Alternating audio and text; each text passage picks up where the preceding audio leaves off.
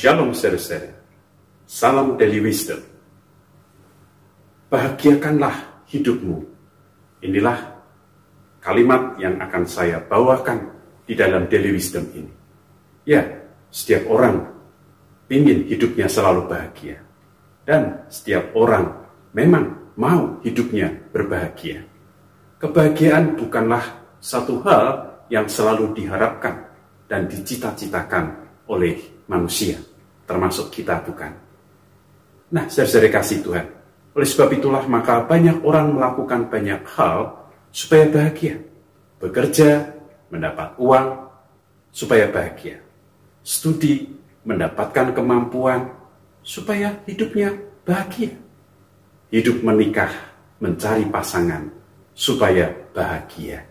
Ada banyak hal yang orang ingin kerjakan untuk mencapai kebahagiaan. Nah, saudara kasih Tuhan, pada hari ini ketika kita berbicara tentang bahagiakanlah hidupmu, maka kita berpikir ada hal-hal dalam hidup kita yang tidak membuat bahagia. Yang di situ kemudian kita masuk di dalam perangkap hati yang terluka. Di situ kita masuk di dalam sebuah kotak hati yang begitu tertekan. Disitulah kita kehilangan kebahagiaan. Dan tak jarang kita pun akhirnya melakukan hal-hal yang tidak menyenangkan, termasuk balas dendam. Satu hal yang tidak Tuhan inginkan, namun seringkali itu muncul dalam hati kita. Rasa dendam karena hati yang terluka. Nah, saudara kasih Tuhan, bagaimana kita sebagai orang Kristen untuk bisa hidup berbahagia? Kita tahu kebahagiaan hanya kita dapat di dalam Kristus.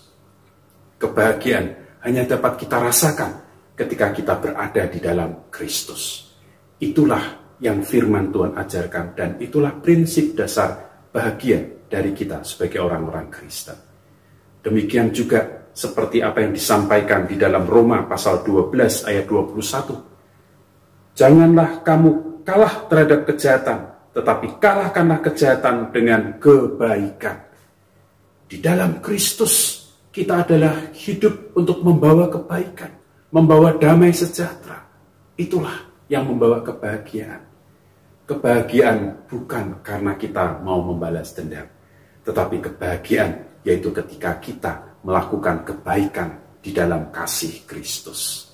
Nah, oleh sebab itu saya akan memberikan dua hal mengenai hidup di dalam kasih Kristus yang membawa kebahagiaan, yaitu yang pertama, meminta maaf.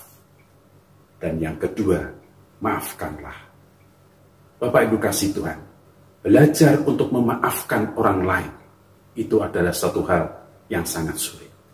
Karena ketika kita belajar memaafkan, di situ maka kita siap untuk melepaskan ego kita, untuk melepaskan akan segala hal yang rasanya kita merasa tidak dibuat adil. Kita lepaskan. Dan disitulah memaafkan. Memaafkan tidaklah mudah dengan melupakan kesalahan. Tetapi memaafkan adalah belajar untuk menerima akan kesalahan orang itu.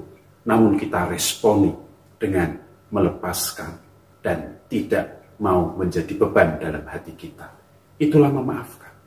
Bapak Ibu dikasih Tuhan, kehidupan kita seringkali tidak membawa kebahagiaan karena kita tidak belajar untuk mau memaafkan.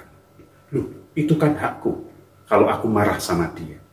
Loh, itu kan nggak apa-apa karena aku sudah dirugikan.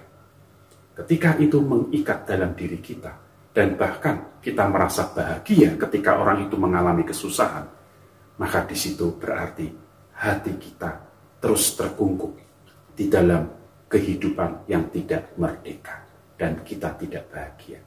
Kebahagiaan adalah ketika kita mau melepaskan itu dan kita belajar memaafkan. Hal yang kedua yaitu meminta maaf. Meminta maaf adalah berarti kita mau mengakui kesalahan kita.